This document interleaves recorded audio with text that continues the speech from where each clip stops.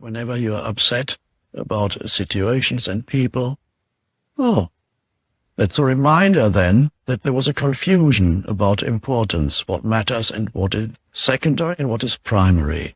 Secondary is the external situation. Primary is your state of consciousness that you bring to it. So when the moment you become upset, you've forgotten that. But that in itself can be a sign to become present again. So if you are vigilant about getting upset about things, then you can use it as an alarm clock. Any kind of upset in any situation, it's, I must have confused what primary and secondary. And it's okay. And then you can invite the alertness in. And this is, I sometimes compare it to turning up the light with a dimmer switch, and which is really what it feels like is from the mind-identified reactive state, and suddenly there's still a remnant of awareness from where you can notice, oops, I'm upset about this. And then you can, at that moment, there is a choice. There's a confusion about what is really important here. And then you can invite in presence, attention. And at that moment, there's a shift from the mind-identified reactive thinking state. You might have just been talking to somebody about how dreadful somebody else is, what they just did, and why can't they ever get it right, and why, and suddenly there's still a remnant of awareness in you.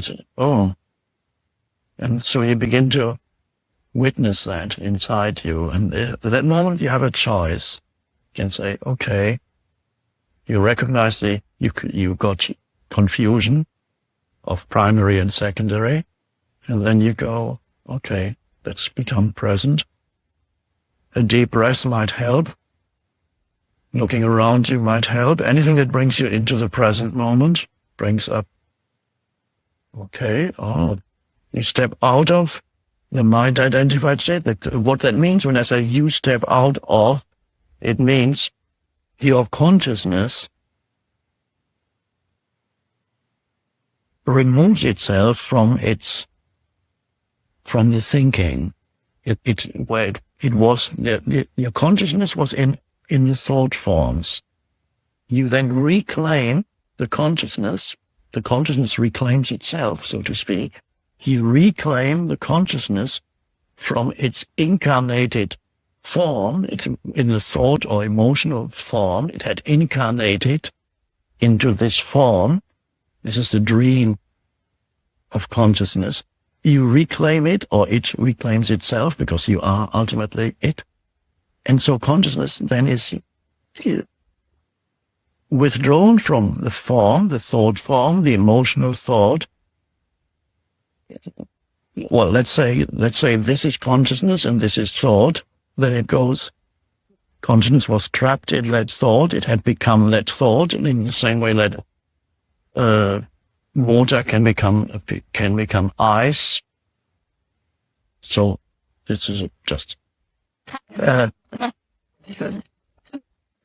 so consciousness gives out of it, and then the thought collapses, because it was only consciousness that had been frozen, had become hardened, so to speak. So consciousness is withdrawn from the thinking, and then it is in its pure no form. And that is it's an amazing thing when that consciousness is suddenly there, that before was trapped in thinking, that you experience a heightened sense of aliveness suddenly. And that is the entire vibrational frequency shifts to one could say, it feels like a higher frequency. So, and this is why we call it waking up, because waking up is awakening. Spiritual awakening does not mean to suddenly see angels or talk to God. What do I do? Tell me what to do. Yes. That's not spiritual awakening. It's fine if you see angels. It's a beautiful thing. But it doesn't mean that you're spiritually awakened. It just means you're seeing an angel. Or even if you're channeling a spirit entity, it does not mean you're spiritually awakened. You're just channeling a spirit entity who may have a big ego. Who knows? And then that ego gets added to your ego.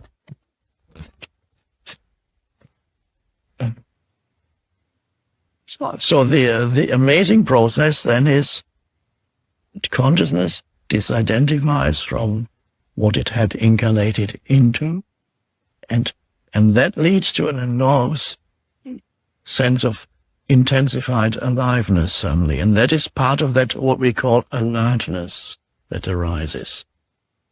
And so we call it awakening. It's a term that has been in use for thousands of years. Awakening, and it's for good reason. The Buddha, of course, means the awakened one. Bud comes from the root, Sanskrit root, to awaken. Now, there's a reason why this has been used, because it is very much like somebody who awakens from sleep. And you know how that happens. You're asleep, and then suddenly you go, there's an enormous shift from, it's a very different state of consciousness. And suddenly, and the same thing happens then again from the normal state of consciousness, which is the mind-identified state, which is, from the point of view of the awakened state, is another kind of sleep and another kind of dream. You might think you're totally awake, but you're not. You're totally in your thoughts. And then suddenly, the second awakening happens, and you go from, suddenly you go,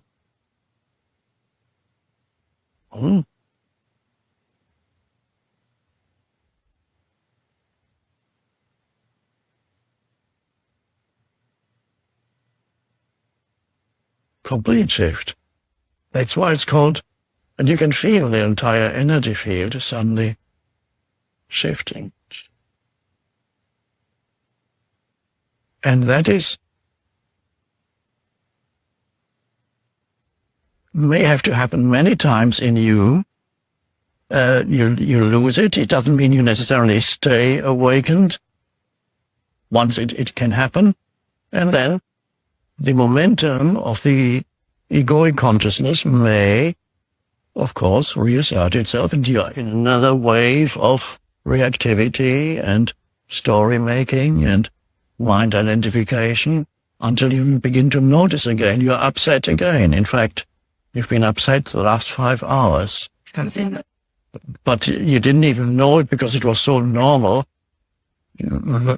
By the way, and you may people in your own life, there are humans who are upset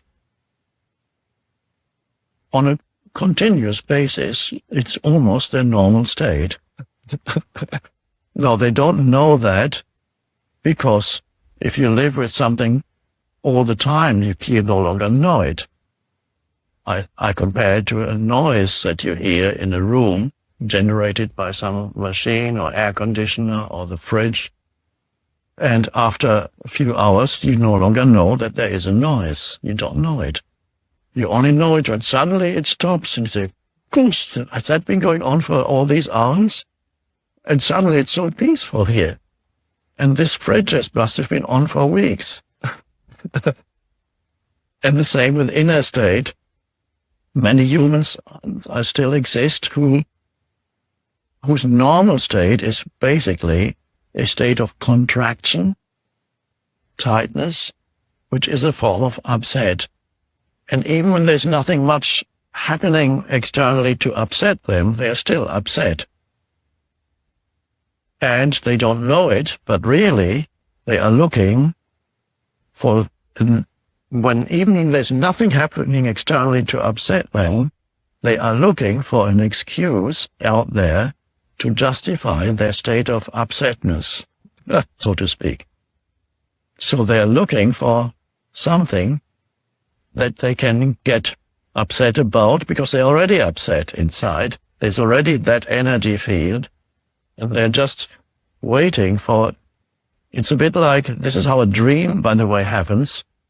People believe that when they have a nightmare and they feel fear, or whatever they feel in the nightmare, they believe that the images in the dream cause the fear. But actually it's the other way around. There is a state of fear in them, which the mind attempts to explain, and it creates images that then correspond to what they feel. And this is how a dream arises. The mind creates the dream to explain the underlying feeling of fear. But of course, when we look back at the dream, we think that we felt fear because we saw those images in the dream. No, the mind created them because it needed some explanation for that fear, so it created that.